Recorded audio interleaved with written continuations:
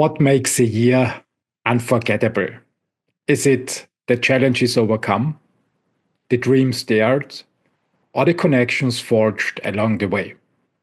As 2024 draws to a close, this special episode celebrates progress, resilience, and vision.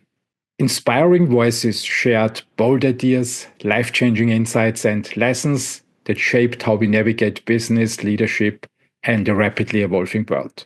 This curated selection highlights remarkable stories. Suzanne Heywood shares the power of leadership that uplifts. Shlomo Noy explores how to turn challenges into opportunities.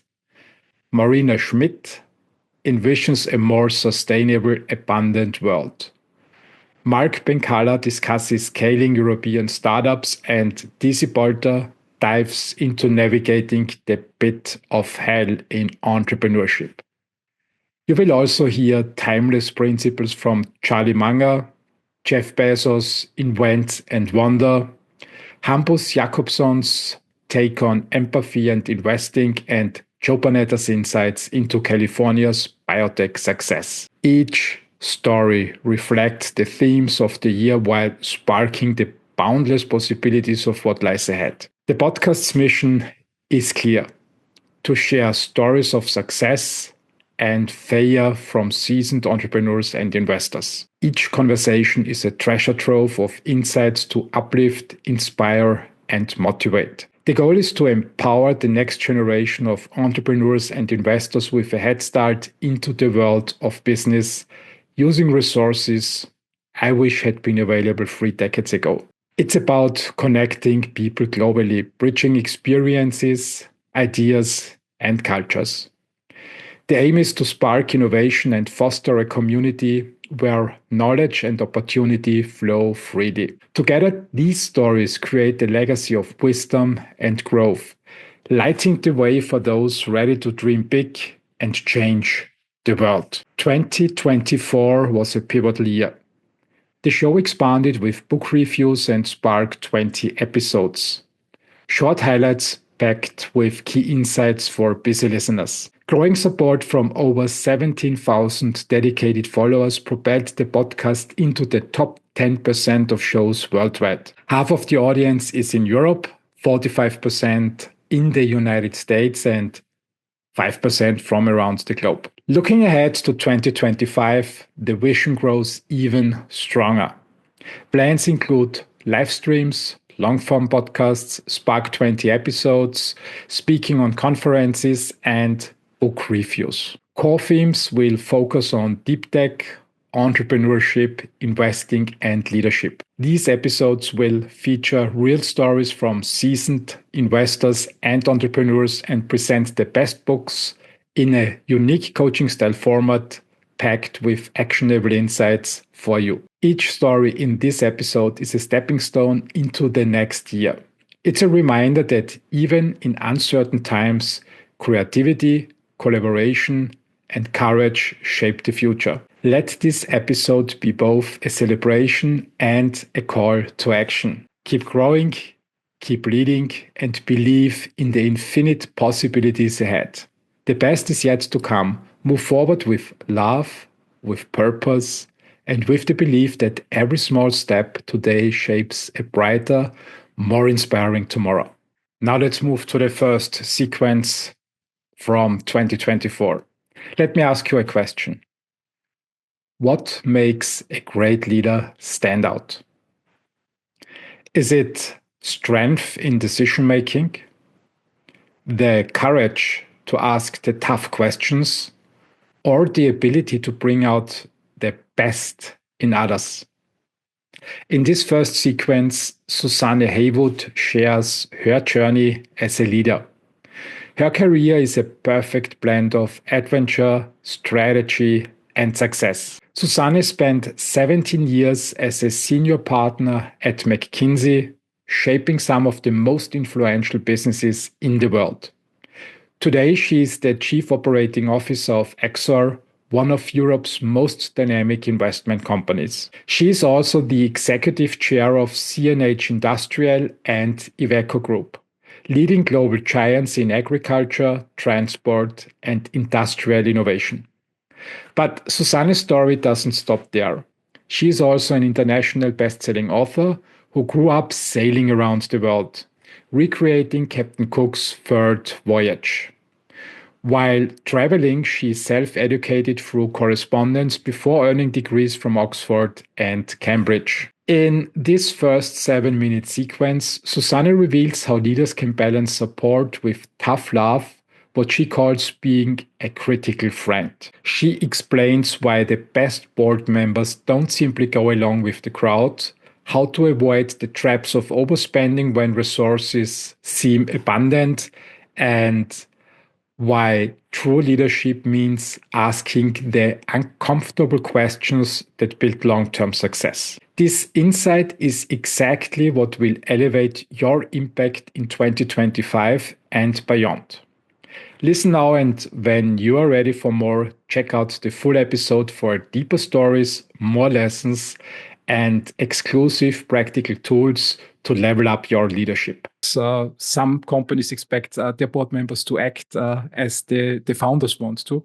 How do you deal with the feedback then? I mean, you said you learned on your boat not to, rather to push boundaries and to not do what others expect you to do. But how do you deal with feedback? I mean, I can imagine that very often it produces not only positive feedback, but also a lot of negative feedback. How do you know that it's worth to stay the course and just deal with the blows? So we talk about, the ideal board member for us is a critical friend to the company. And I quite like this phrase, critical friend, because if you don't have those two elements, either one on its own is no good at all. There's no point in being a board member if all you're going to do is criticize the company that you're trying to support. Because what happens if you do that, and I've seen kind of board members do that, is the company eventually becomes incredibly defensive and loses kind of motivation. Will stop sharing things with the board. The dynamic between the board and the management kind of falls apart. Likewise, having board members who are just friends, who just kind of turn up and say, this is fantastic, what a great job, it's all kind of going well. That's not very helpful either. So we actually talk about being critical friends and actually being more critical when things are good and a little bit more friendly sometimes when things are bad, because the temptation is that when a company is struggling a little bit, everybody can then piles in and becomes even more critical. But that's actually not very helpful at all. Mm-hmm. And likewise, when things are good, everybody kind of relaxes and says, well, this is all kind of great. But actually, it's when things are good that you can really do something amazing. It was very interesting listening. I listened to the last kind of NVIDIA kind of call, which you probably did as well, and they're talking about all the other things that they're now going to do as a company. Things are clearly very good for them, but they are thinking about doing all sorts of new things, which is interesting. So a company really needs to be challenged when things are good. So that's what I try to do as a board member. I try to be a kind of critical friend. So I'm not afraid to ask a difficult question, even if I'm the only person on the board to ask the difficult question. I'm very happy to do that. I'll very rarely be, in fact, I'm never aggressive or overtly kind of negative about the company. I will ask difficult questions. And when a company is really struggling, but through no fault of its own, I'll also be incredibly supportive, which I think is important as well. But that kind of boundary between being on the board and being in an executive role is a tricky one. And it is one that takes quite a lot of practice. And that's, even though I now work on boards that are very different in terms of what the companies do. I do everything from tractors to high-heeled shoes. That the ability to kind of be on a board and ask a good question that hopefully leads into a kind of really productive conversation about what a company should do. That's a skill that's pretty transferable across different companies. Yeah, I couldn't agree more. I think critical friend is a good description of what a board member should be. And there are many new board members when I look at LinkedIn, many startups, many new venture funds. So they are the first timers, and I think they can benefit from your explanation. The one thing that came to my mind while I was speaking, being a quick friend, I mean, when startups close a funding round, suddenly they go from broke basically overnight to having 10, 50, 100 million on the bank account. And it's tempting then to buy the 5 Teslas and to buy 10 more pinball machines. How do you deal with that as a critical friend? What would you tell those founders when they have money on their bank account and you see that they are starting overexpanding, hiring 100 employees and overstaffing the company? What would your advice be? Well, I think it's always very important to be clear about the difference between what, costs that are variable costs and costs that are fixed costs. And so I remember as we kind of came out of COVID, sitting on the board of some of our companies, and a lot of the costs were coming up very dramatically post-COVID, as we knew, because we had supply chain challenges and people were recruiting and all sorts of things. And I was always very keen to try and get clear, which of these costs that we're putting in are variable costs. So they're actually changing as our sales are increasing. But if our sales go down, they're going to come down automatically. And which are the things that you're doing which are not easy to reverse? Kind of buying everybody a Tesla is not an easy thing to reverse if all of a sudden, the sun goes behind a cloud and it starts kind of raining. If you're investing in building even better products for customers, that's a kind of long-term investment. But I'm very cautious about just putting kind of costs in that you've just got to carry over time. Another way to think about it, I remember when my late husband, who used to work in the UK government, he at one point went and worked for Morgan Stanley. And so all of a sudden his income went up very considerably because he was in the public sector and he went into Morgan Stanley. I actually knew that there was a very high likelihood that he would go back into government because he was passionate about public service. And so what I did was I used some of that money that he earned for capital, for kind of things that we needed as a family. We actually had to kind of move into a slightly bigger house because we had 3 children and we were very crammed. So we moved into a slightly bigger house. What I didn't do was to spend that money on what I would call, and I'm an ex-Treasury official, what I would call running costs. So, for example, my husband, who liked his wine, kept on saying to me, "We are buying nicer wine now, aren't we?" And I kept on saying, "Yes, we are."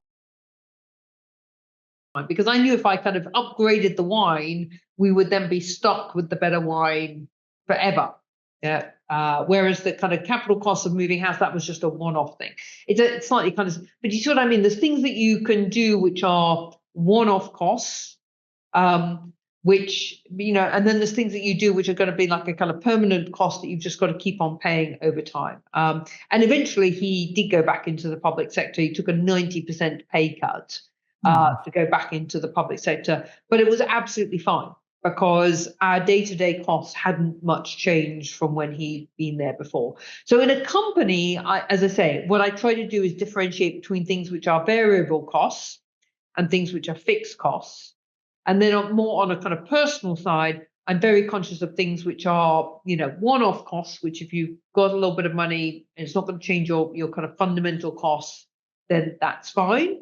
And then fundamentally kind of increasing your lifestyle cost in a way that locks you into a series of, locks you into a position. And I have seen a lot of people in life who, maybe it's a kind of founder who suddenly feels they have a lot of money and they massively increase the cost of their lifestyle. They decide that, okay, what they're going to do is they're going to buy 3 houses and they're going to have a boat. By the way, boats are very expensive. They're going to have a plane, whatever it is. And then all of a sudden, the company gets into a more difficult situation and they're really stuck because they've got all of these running costs that they've got to keep on doing. And that, I think, is very dangerous. So I think being very thoughtful about the sort of spending that you do and never getting yourself trapped, either as a company or as an individual, is really important. What does it take for a small nation with few natural resources to become a global leader in innovation? Is it the visionary spirit of its people, the courage to make bold strategic bets, or the power of a community united by purpose?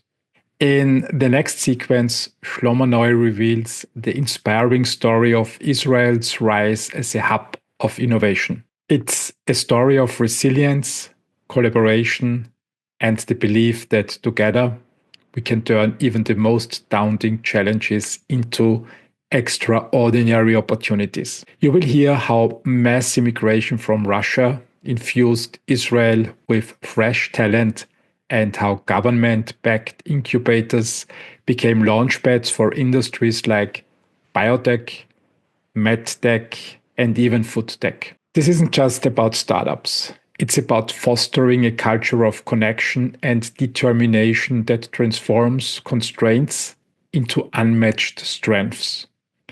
In this 6-minute sequence, you will discover how Israel's collaborative DNA fuels relentless innovation, the game-changing power of supporting early-stage ideas with the right systems, why resilience and adaptability are key to thriving in uncertain times. This is more than a roadmap for innovation.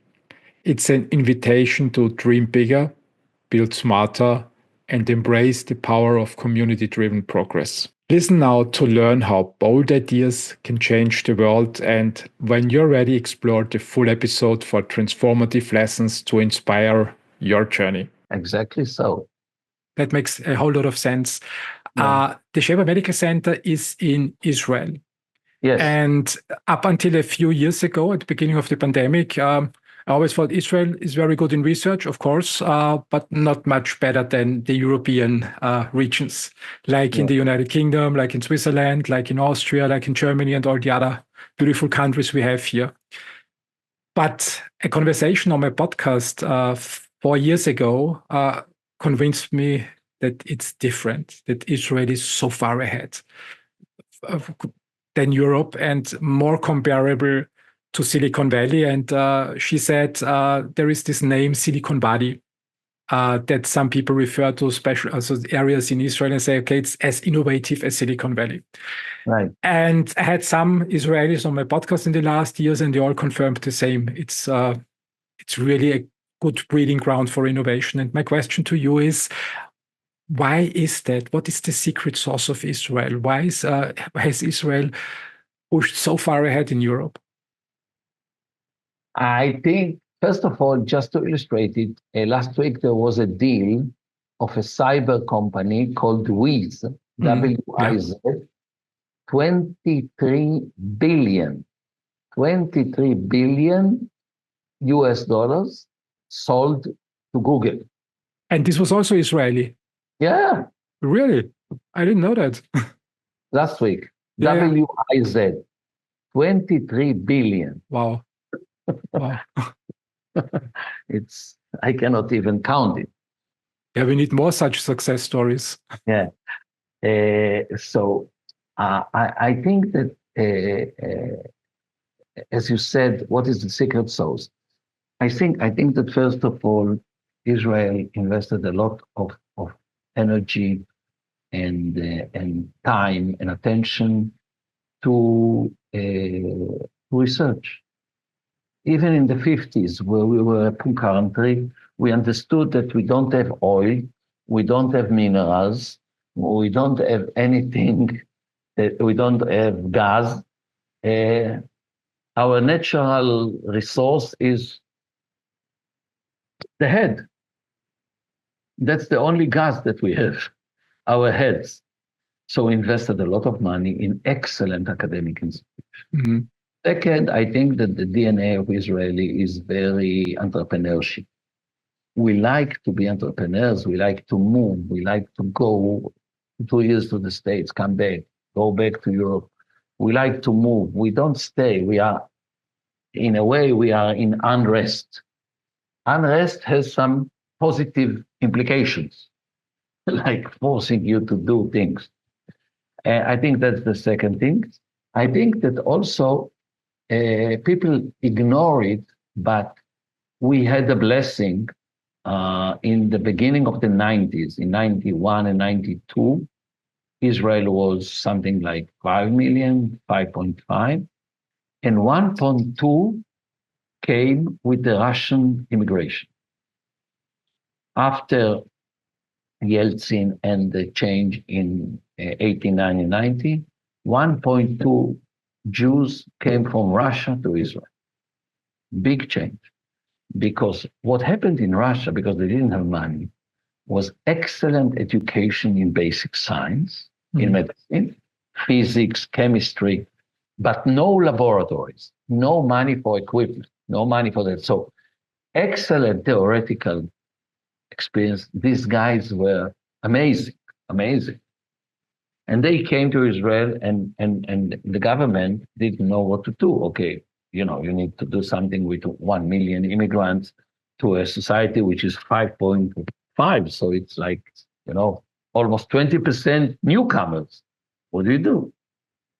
And in my opinion, the game changer was the incubation system that started in 95 and 97.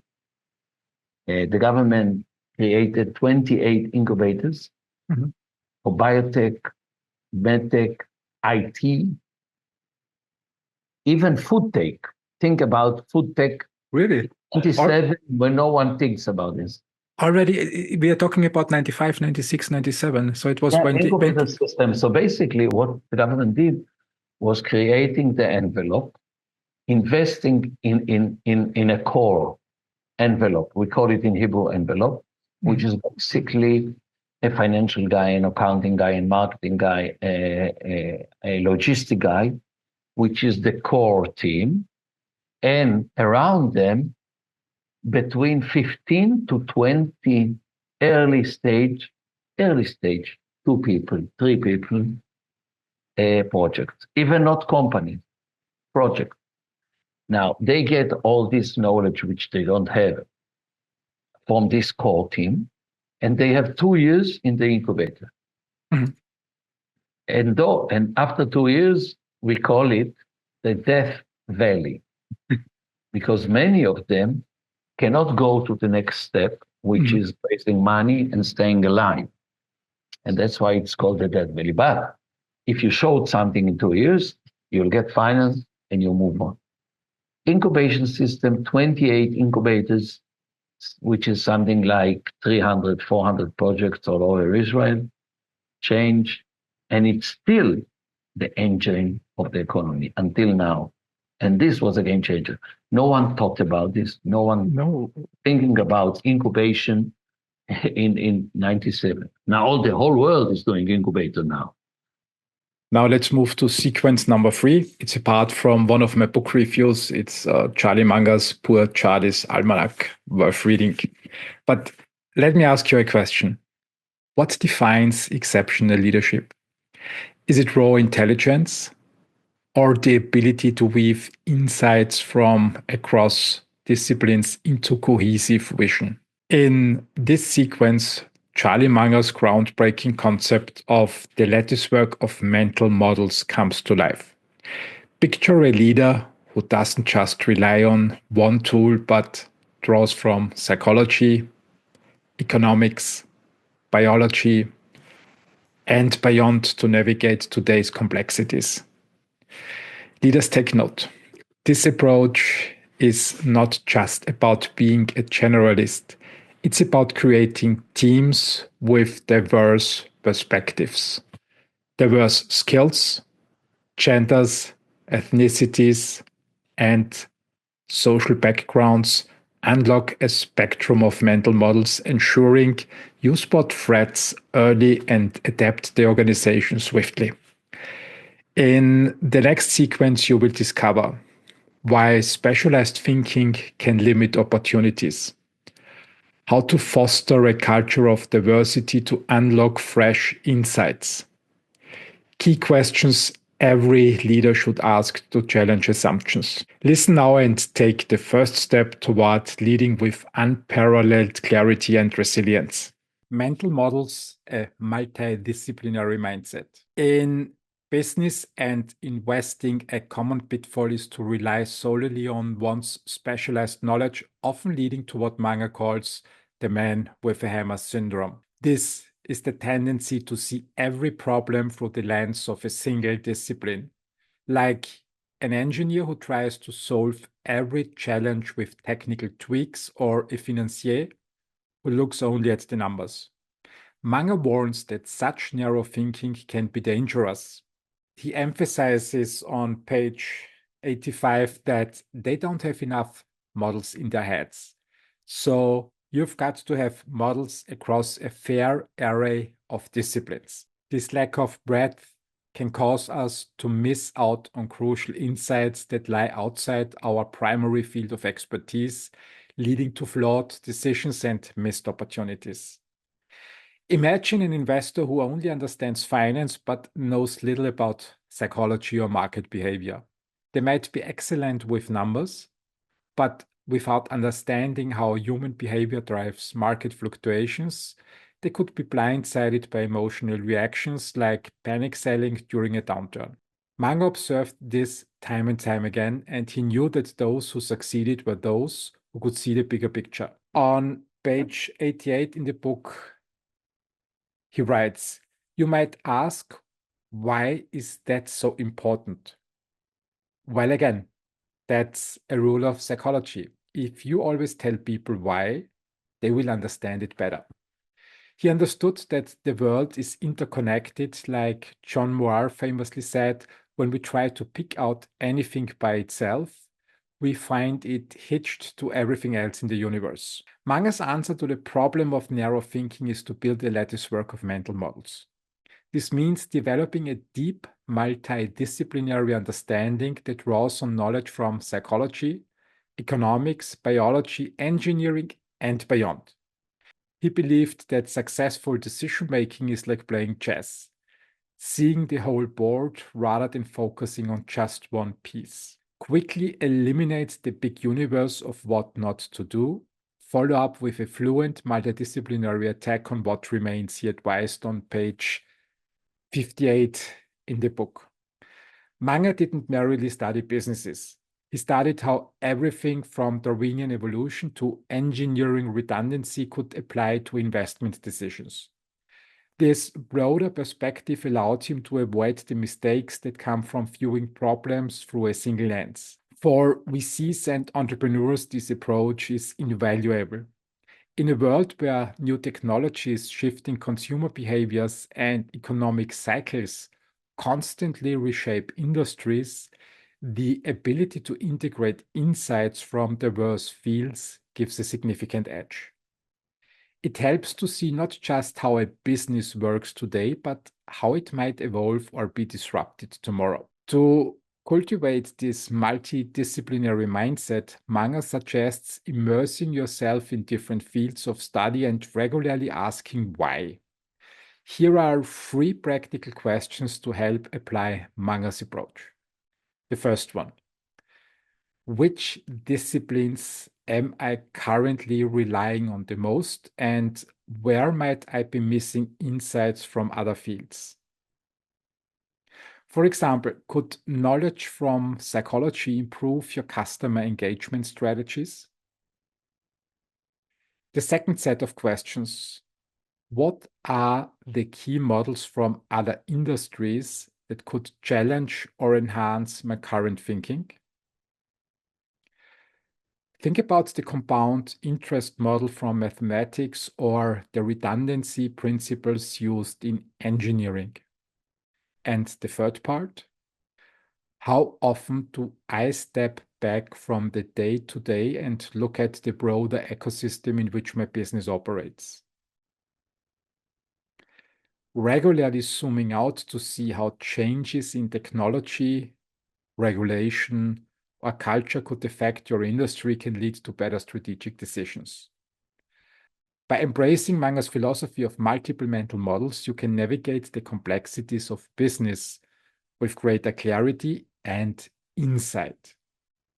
It's not about mastering every field, but about knowing enough to recognize patterns and make connections that others might miss. What do you think? Can reading a novel change how you lead? Could understanding a character's struggles help you navigate a business challenge? Think about it. In this sequence, Hampus Jakobsson, venture capitalist and co-founder of Pale Blue Dot, unveils a surprising tool for leadership growth: reading fictional books. But it's not just about books.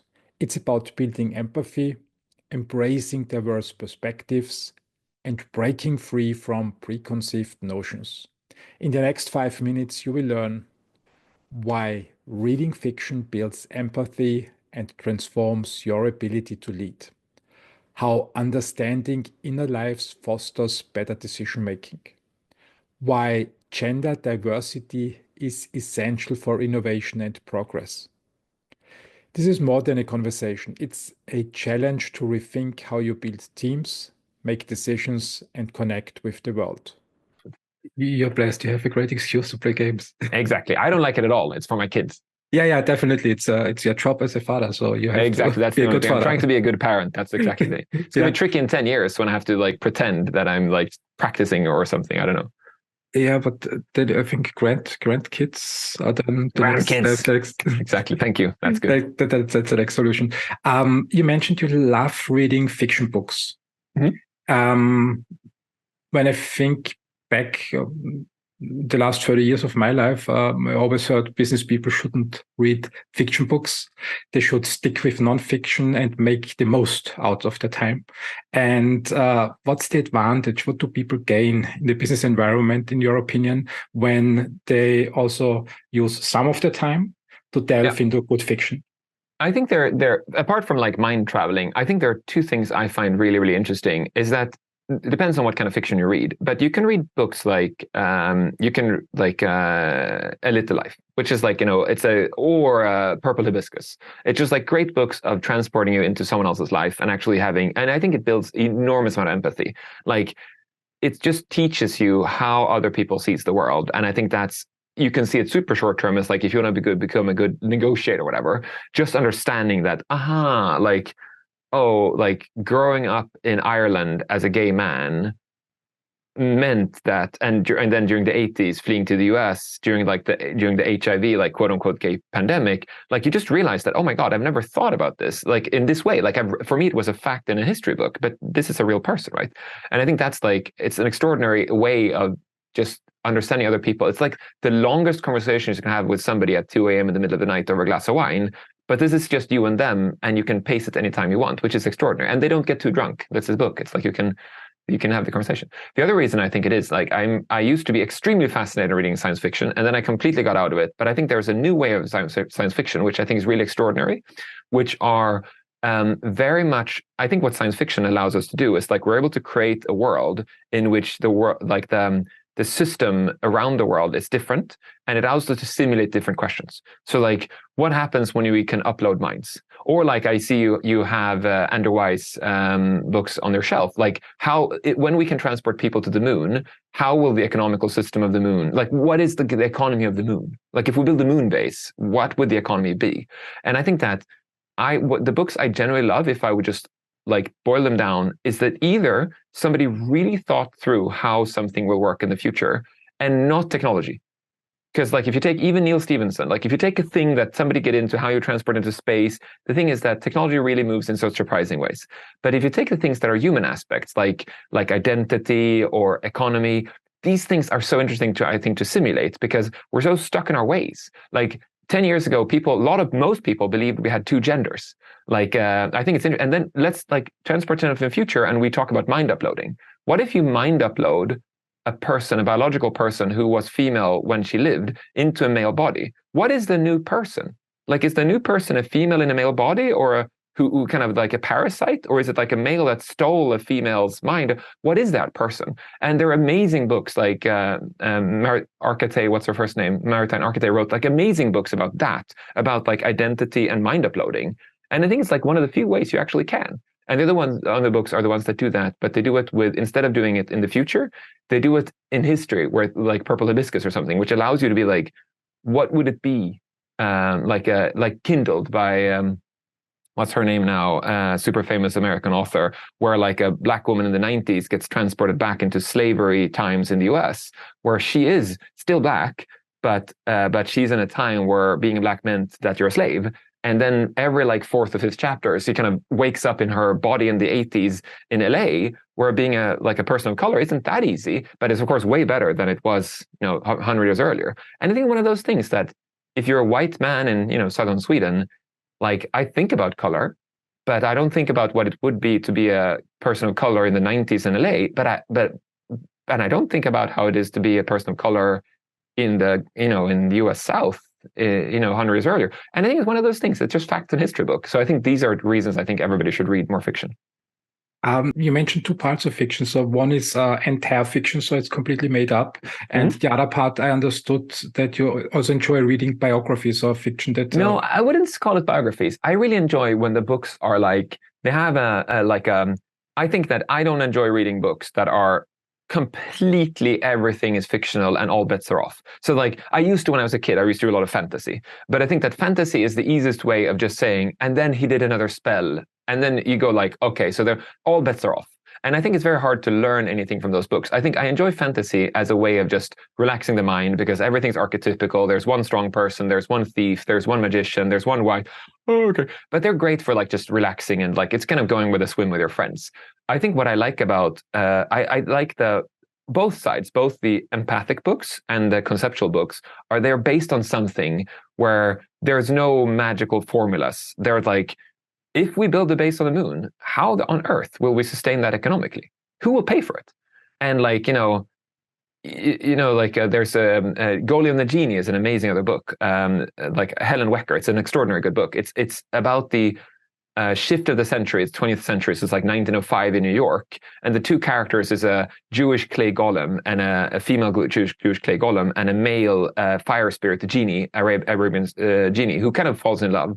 And what's really amazing about it is that Helen Wecker is able to talk about gender 1905 in New York in a way that gets no knee-jerk response because it's not about a man and a woman. For God's sake, it's about a golem and a genie.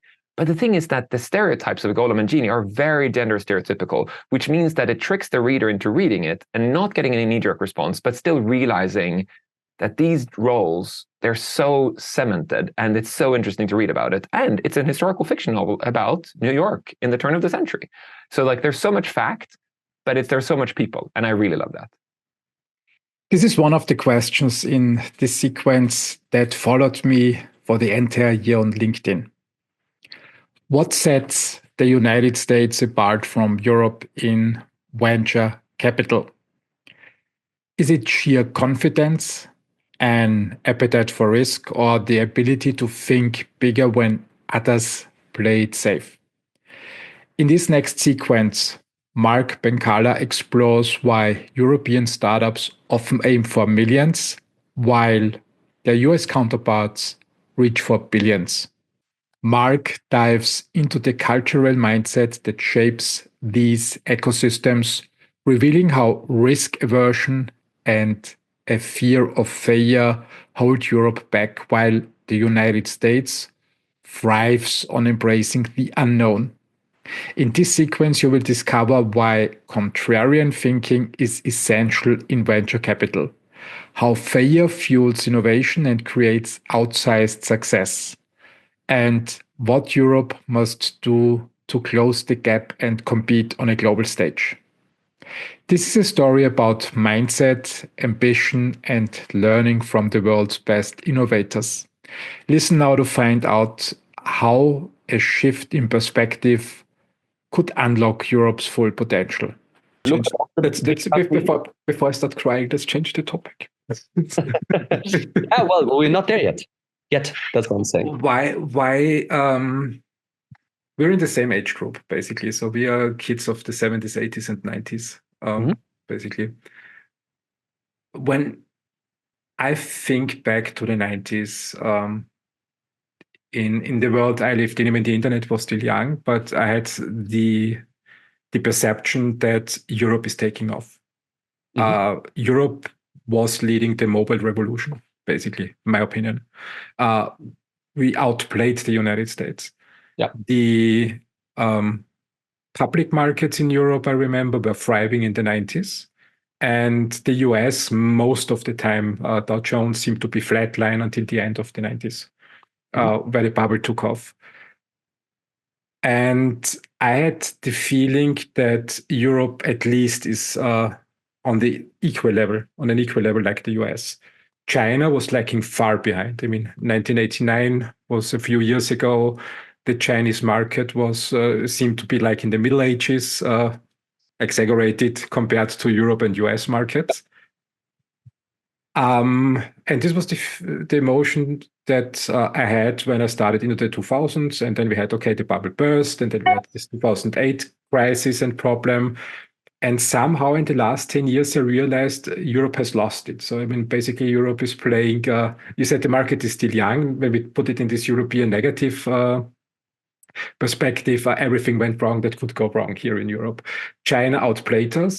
Sebastian Mallaby described it very nicely in his book, The Power Law. The US market was thriving. And when I asked Sebastian Mallaby on my podcast why he didn't mention Europe in his book, he said, because there is no venture market in Europe. What's your opinion? Why did we miss that? What were the reasons that we missed it, and what should we improve in future so that we can close the gap to the US and to the Southeast Asian markets? Yeah. I would nail it down or narrow it down to one thing. It's risk aversion. So the risk mentality we simply don't have.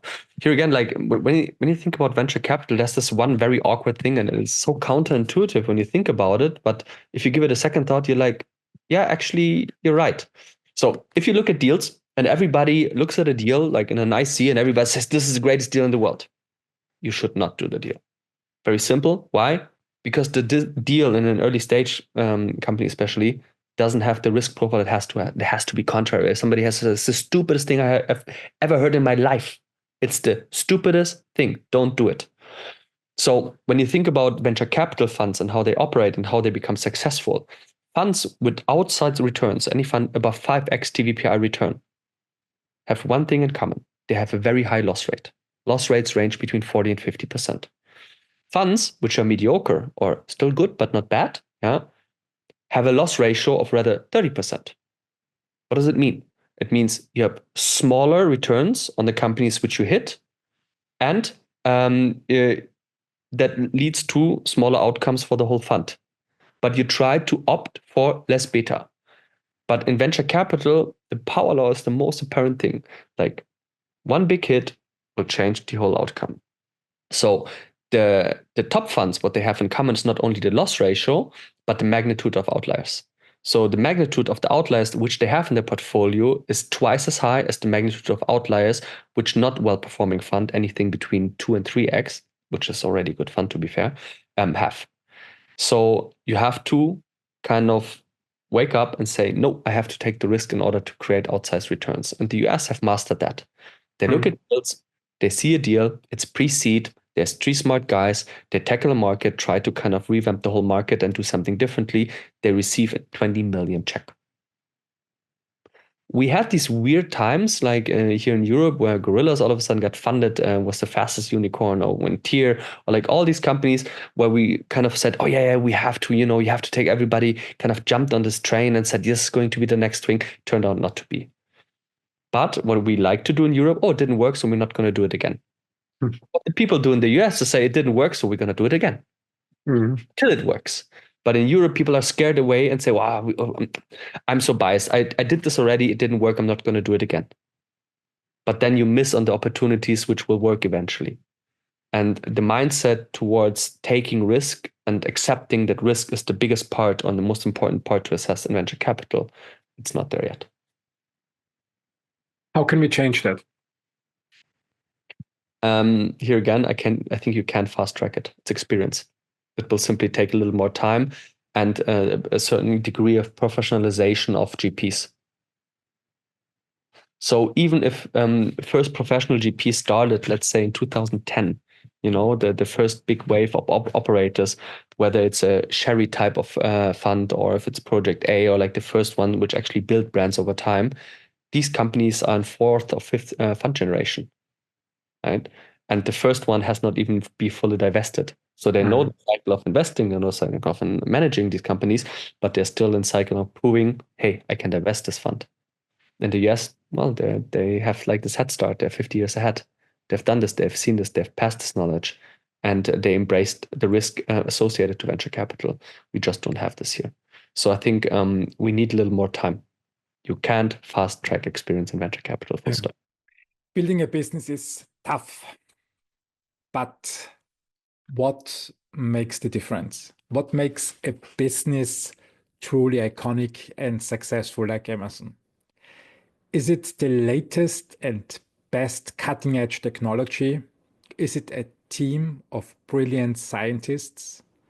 Or is it the killer marketing strategy? In this next sequence, I share a real secret from Jeff Bezos' book, Invent and Wonder. Understanding and solving your customer problems better than anyone else. Forget tech for tech's sake. This is about creating value. Back in 1997, Bezos wrote a letter to Amazon's shareholders that redefined customer obsession, turning the World Wide Web into a seamless online experience.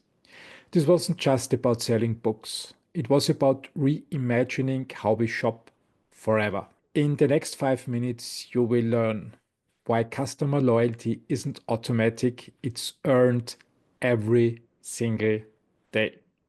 How solving real customer problems reshaped the e-commerce world. The principle every entrepreneur and investor needs. Let technology serve your customers, not the other way around. This sequence isn't just a story. It's a masterclass in building companies your customers will love. In the 1997 letter, Bezos explained how Amazon identified a critical problem facing potential customers. The limited selection of books available in physical stores and the inconvenience of shopping hours. Bezos noted that the web was and still is the World Wide Web, but Amazon set out to offer customers something they couldn't get anywhere else. By leveraging the internet, Amazon provided a vastly greater selection of books presented in an easy-to-search, easy-to-browse format available 24/7. This focus on solving customer needs rather than just pushing technology was revolutionary at the time. Here is the quote from the letter.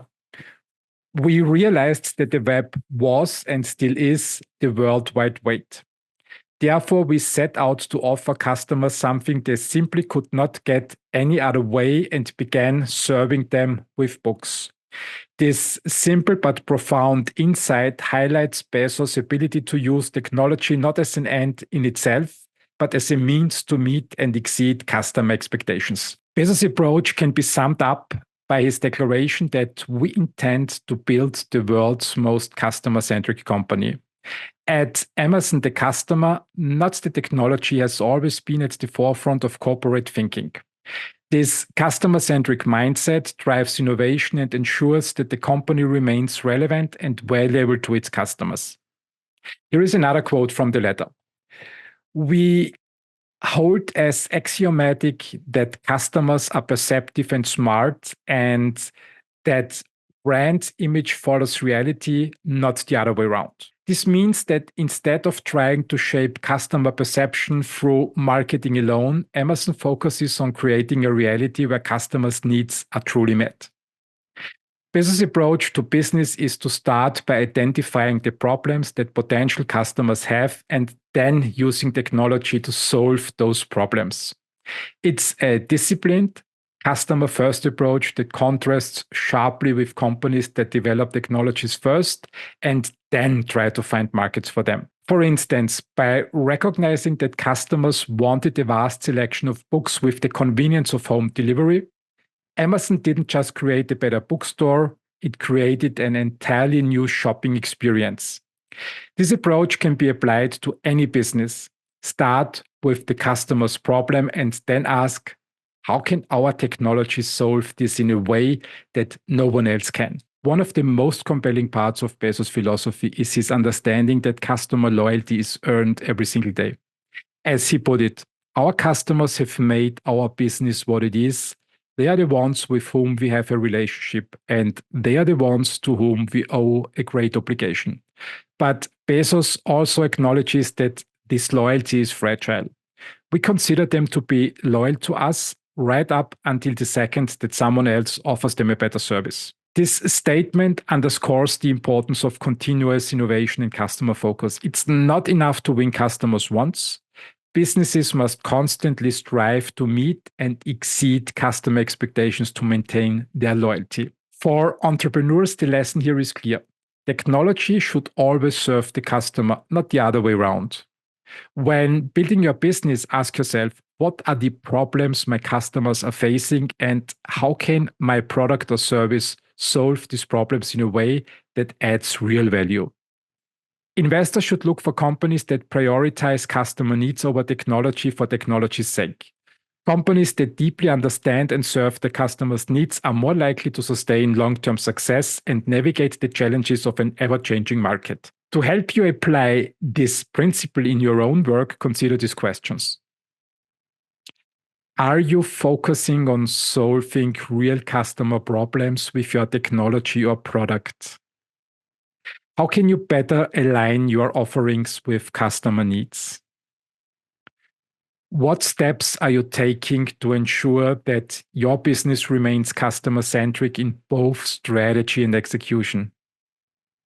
As an investor, how can you identify companies that are truly customer-focused rather than technology-driven?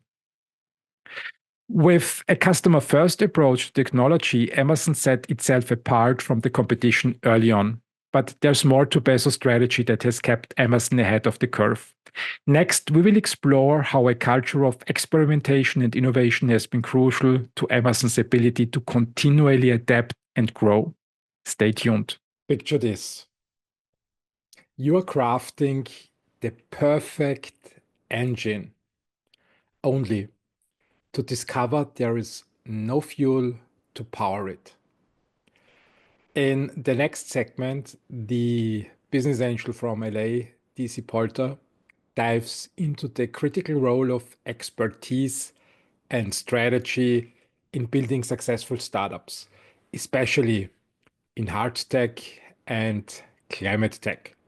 From understanding complex industries to assembling the right team, this conversation reveals the hidden challenges founders face when transitioning from invention to scalable businesses. You will uncover why technical brilliance isn't enough. It must be paired with a deep understanding of sales cycles, customer needs, and industry dynamics. For founders and investors alike, this is a roadmap for navigating the high-stakes world of hard tech and transforming innovation into impact. Listen now to discover how to avoid costly pitfalls, attract the right talent, and turn vision into reality. This is essential listening for anyone striving to bridge the gap between great ideas and lasting success. I think it is easy when you have the right team, and to get the right team, you need to understand what problems you will face along the way. And then you need to make sure that at least in the founding team, there is someone, doesn't matter what industry it is, that there is someone on the founding team who has a track record on solving exactly this problem. I think this changes the probability of success in an investor pitch tremendously. Yeah, and especially hard tech, both climate tech and life sciences. Those things are very technical, right? It's not something you can just go on to, on YouTube and listen to some articles and get some advice. You really have to know, like, what is the FDA approval process and how do you work that system, right? That is somebody who's been there before, maybe not as the person in charge, but has been through it. They know what the process is. Clinical trials, like you say, that's a whole world of clinical trials. And if you don't know what's involved, how to organize them, how to pay for them, how to get people to join them, you can study all you want, but you're not going to have the right experience. Whereas software's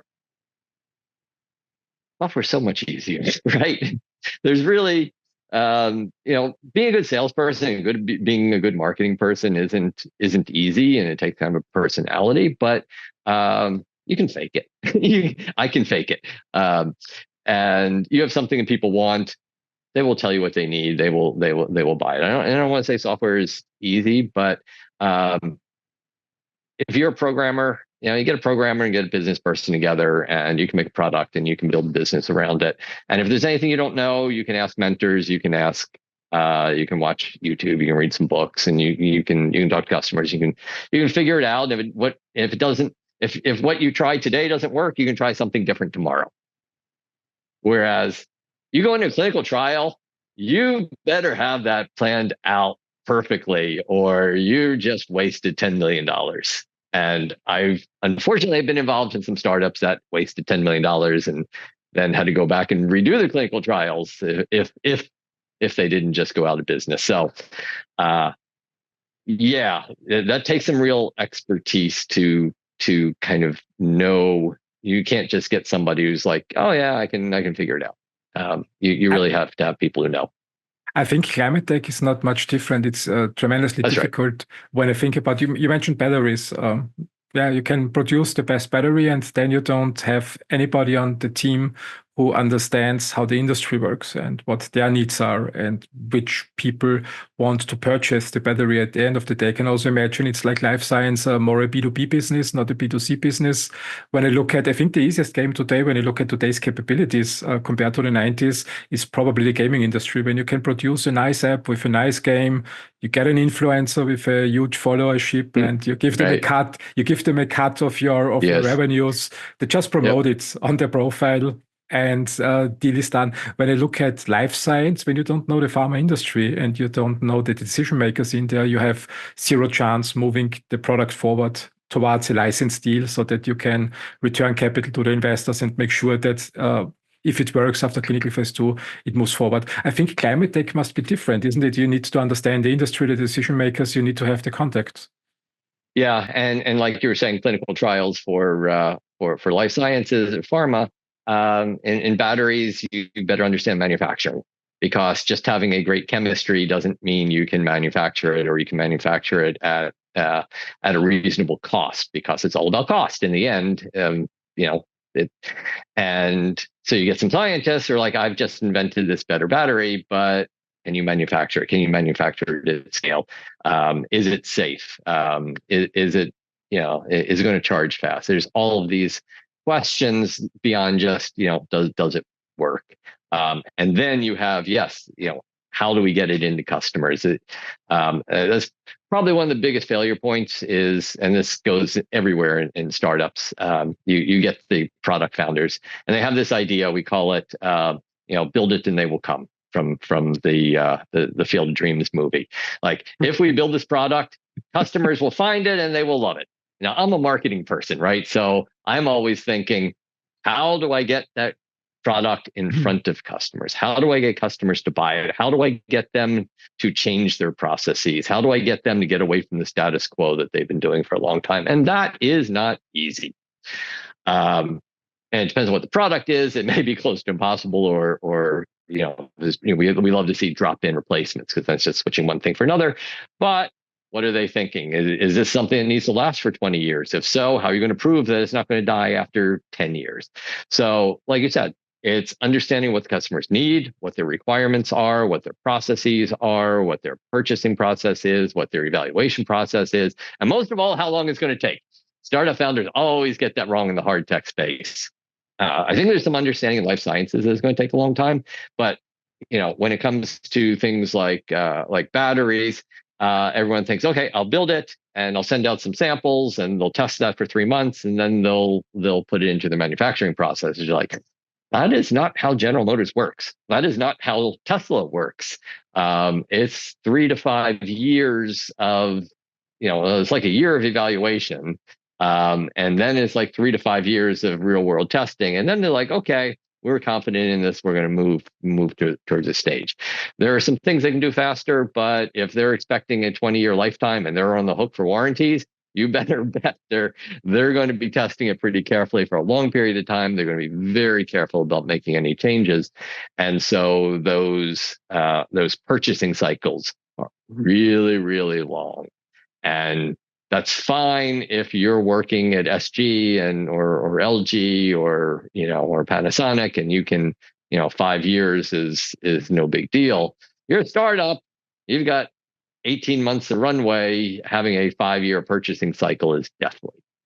And even worse is not planning for that 5-year cycle and having it as part of your milestone. That you think you're going to start getting orders in a year, it's just not going to happen. And a lot of companies go out of business not because they didn't have a good product, but because they ran out of money, because they couldn't. It was going to take too long, and they didn't have enough traction to get more funding. Yeah, I think one key part of this conversation is that understanding that startup means building a business, not building a product at the end of the day.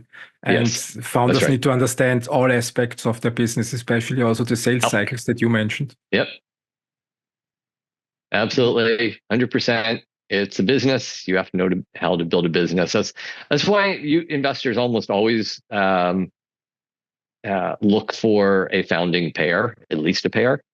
On a hard tech thing, we want somebody who's really an expert in the technology, and we want somebody who's really an expert on the business. And you're just not going to find somebody who's both. And if they are both, they don't have time to do both. And this is, as a marketing person and business person, this is really frustrating to me. So I hear a lot of pitches, and it'll be like 2 PhDs who are, brilliant, and they understand the science, and they say, well, this guy's going to be the CEO and this guy's going to be the CTO, or this girl. And I think that's wonderful. The science, you have nobody who has a business experience. And they're like, oh, well, we did a Techstars mentorship program for 3 months, and we learned all about how to sell products. Like, I've been doing it for 20 years and I don't have a clue. And you're going to do it in 3 months, and you're going to you start, selling products to customers and do the marketing. And so it's back to that field of dreams. We build it and the customers are just going to buy it. It's like, no, it doesn't work that way. Are you listening from a beautiful place in Europe? Then imagine this: a place where failure fuels success and dreams spark revolutions. A place where risk-taking isn't just encouraged, it's the very foundation of progress. California isn't merely a state. It's a global symbol of bold ambition and relentless innovation. In this next sequence, Joe Panetta, a seasoned leader in the biotech industry, unveils the secret sauce behind California's biotech boom. From the pioneering spirit of the 1849 gold rush to today's billion-dollar biotech breakthroughs, Joe reveals how a culture of risk-taking, resilience, and reinvention has made California the epicenter of global biotech innovation. You will discover how the open market, serial entrepreneurship, and a mindset that celebrates learning through failure have created an ecosystem where audacious ideas thrive. This is a story of how California turned risks into rewards and setbacks into stepping stones. Get ready to explore the blueprint of a thriving innovation hub and uncover lessons that inspire not just leaders, but dreamers ready to shape the future. Where does this success come from? It's outstanding. It's unique. Yeah. For more than 150 years, California is a place where people come to take risks. It started with the gold rush back in 1849. And it hasn't changed. It's a culture that's been bred in California over more than 150 years. People who come here are risk takers. And they come here not just because it's fun to take risks. They come here because with great risk comes great reward, right?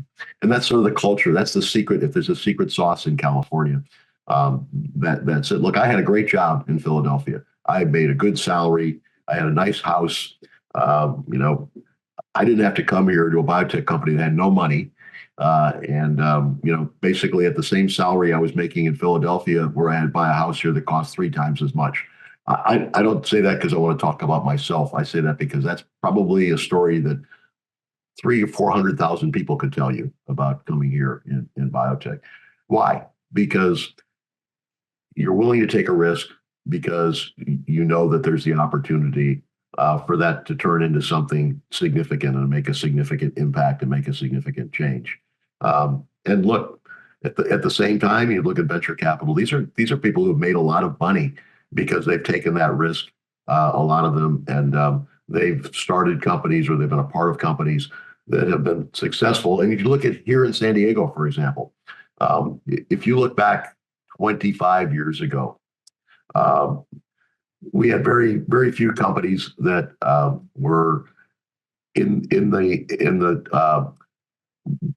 the target of large pharma companies that were interested in what they were doing.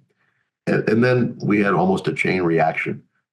We had companies like Pfizer and AstraZeneca and Merck and Bristol Myers Squibb, and I could go on, who saw what was happening in biotech in San Diego in the way of cutting edge research and products.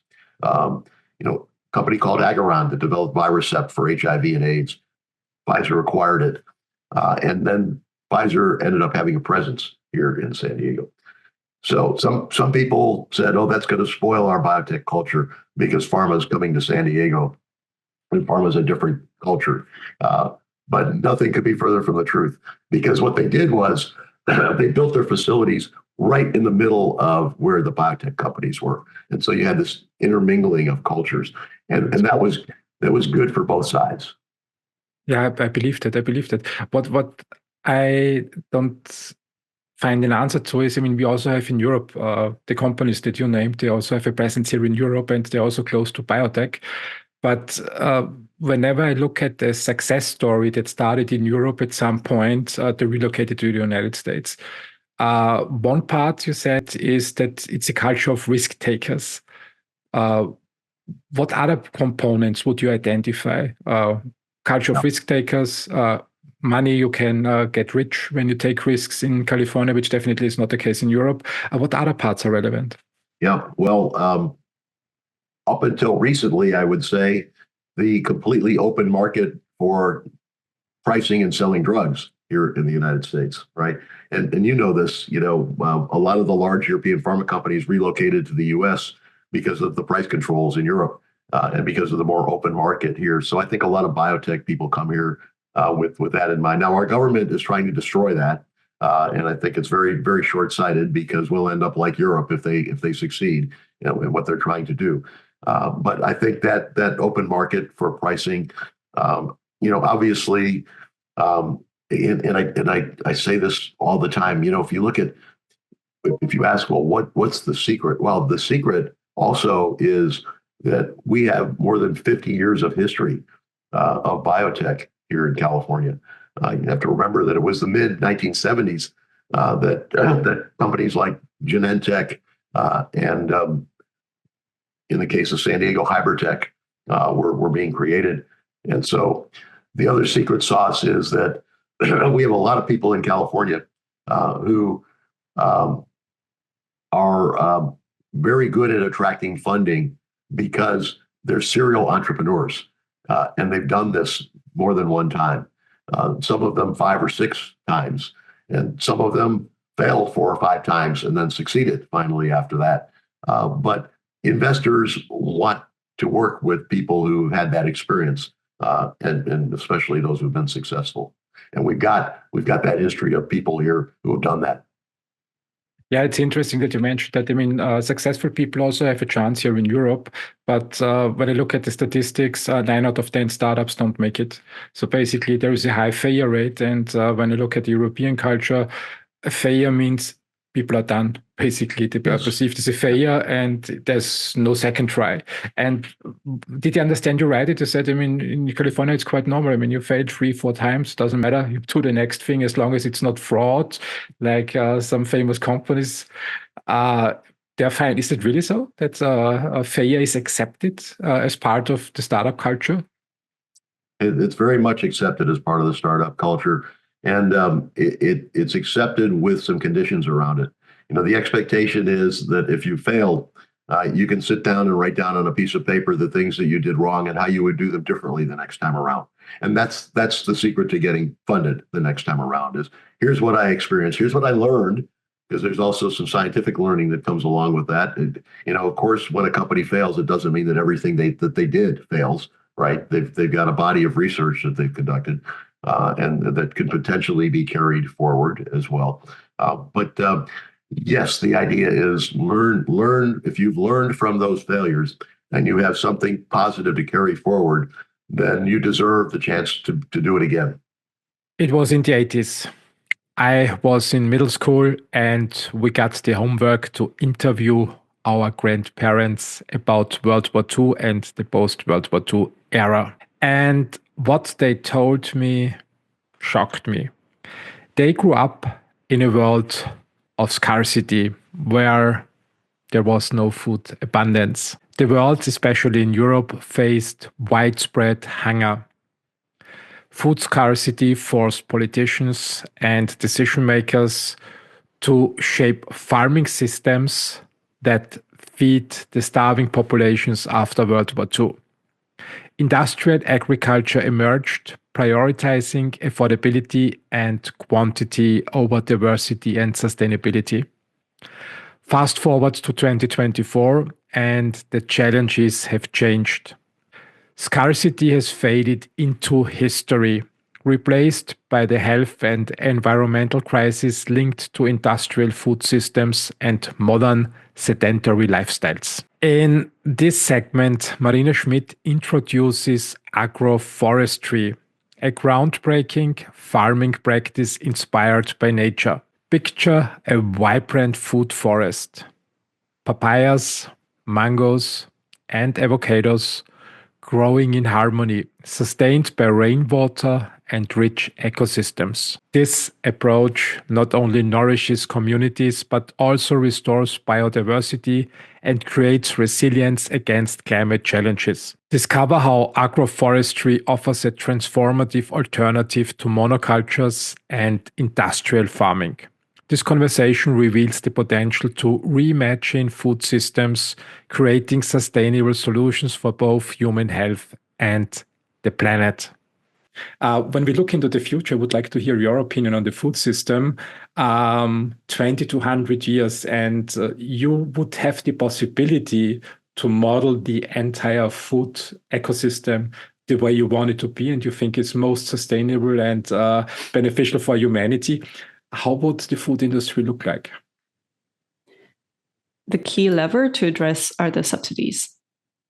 So if you would, in my opinion, if you would address what is profitable in the food industry, it would be one of the most powerful ways to shift things. So here I'm getting also into the how, not just the what. So the what, where it should move is, I'm a big fan of agroforestry. It's a bit of a crush of mine, a topic crush of mine. Agroforestry is the practice of producing food forests. So you create systems which actually mimic nature. That means you have nuts and fruit trees, and then you have also medium-sized shrubs, and then you also have ground vegetation. So in all of these layers, you're growing food. And that's amazing because you don't need to use as many pesticides, because if you design it correctly, there is a bit of a balance in the system. You also don't need that much irrigation. I was talking to somebody who is growing a food forest in Costa de Caparica, which is near Lisbon, on the other side of the river. He grows papayas, mangoes, avocados, and passion fruit, which is crazy.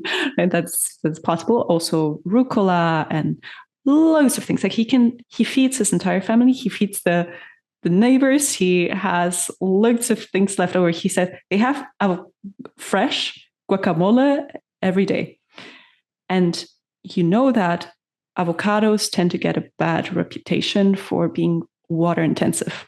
Well, he actually doesn't need to irrigate his property because he is catching the rain on his property. He's even using the wastewater coming from the shower.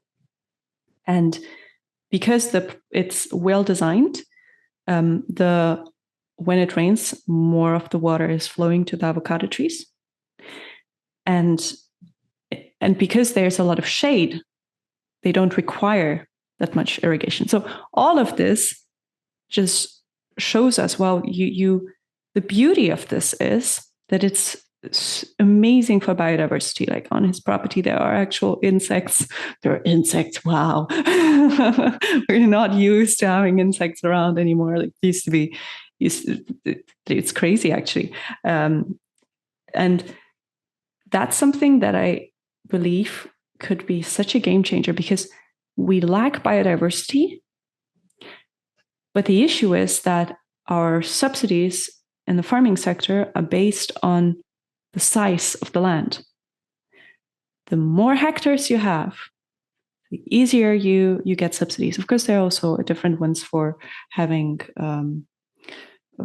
for actually animal agriculture gets a lot of subsidies on its own.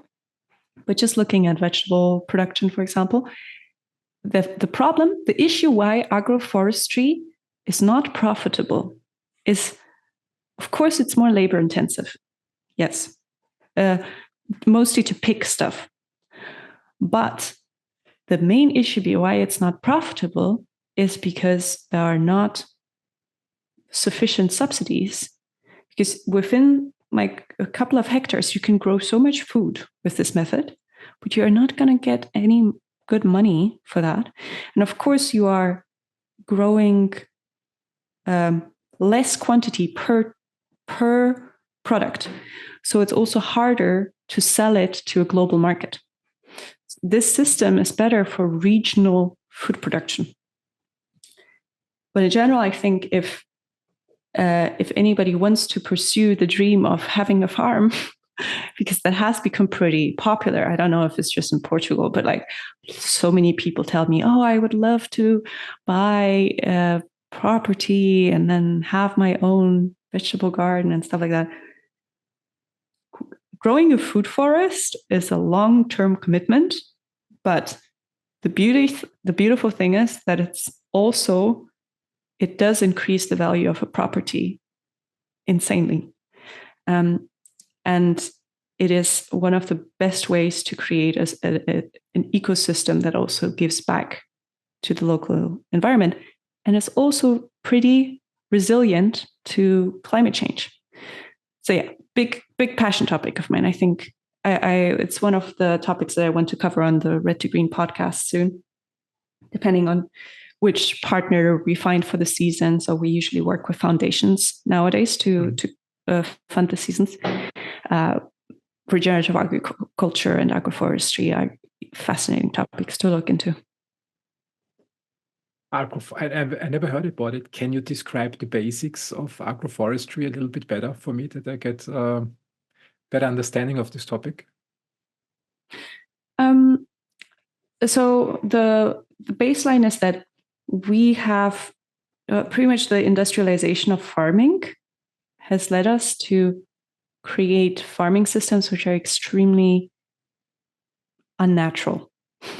You would never, ever, ever see just an entire field, like hectares and hectares filled with hundreds of hectares of soybeans. Never, ever.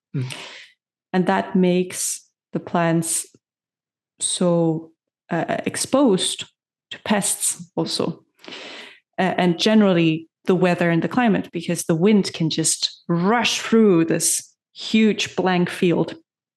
The principle of agroforestry is that you integrate trees and shrubs and ground vegetation. It agroforestry is not ideal to produce loads of soybeans. It's not going to be the most optimized to produce one commodity at a high scale. It has a different purpose. And that's also what's so interesting about it. We tend to, when people say the yield is lower, yeah, well, per product. But we need to think about the various benefits that a solution can have. Agroforestry is not going to produce all the needed soy and wheat in the world, but it can be such a climate resilient solution for local food production, which is more important as our global supply chains are becoming more volatile.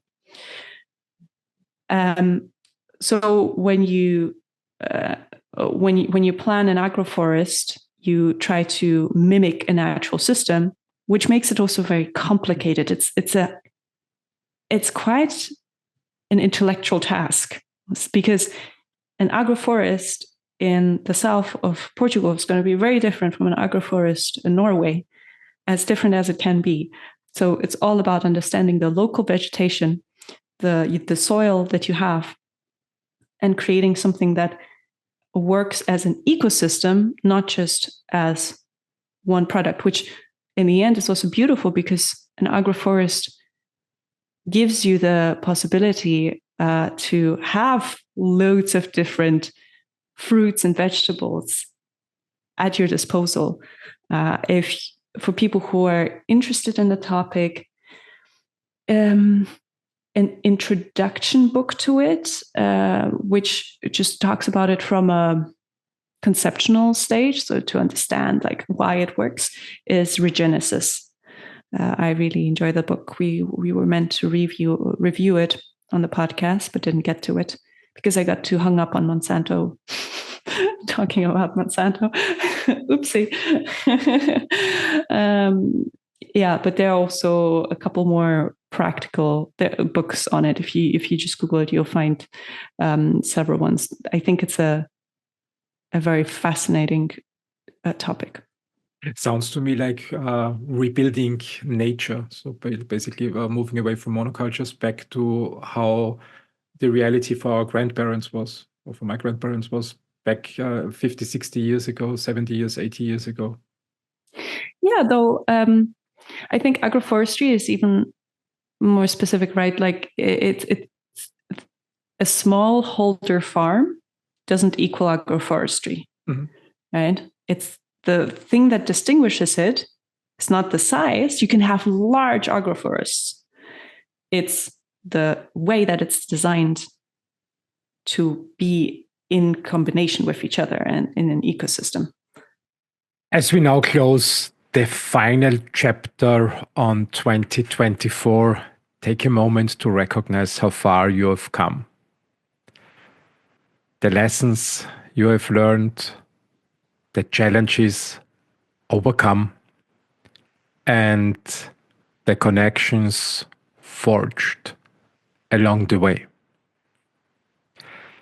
Every step, no matter how small, has brought you closer to the future you are building.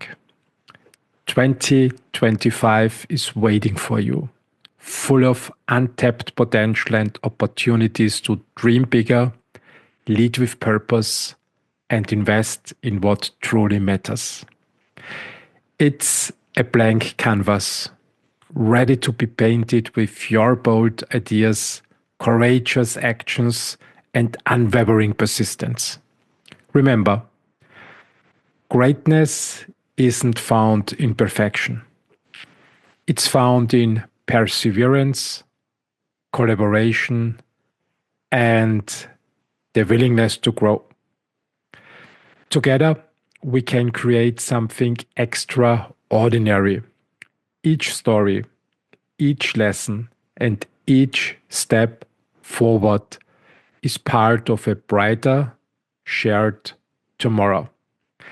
Let 2025 be the year you embrace new possibilities, take bold leaps, and fill your days with gratitude for the journey.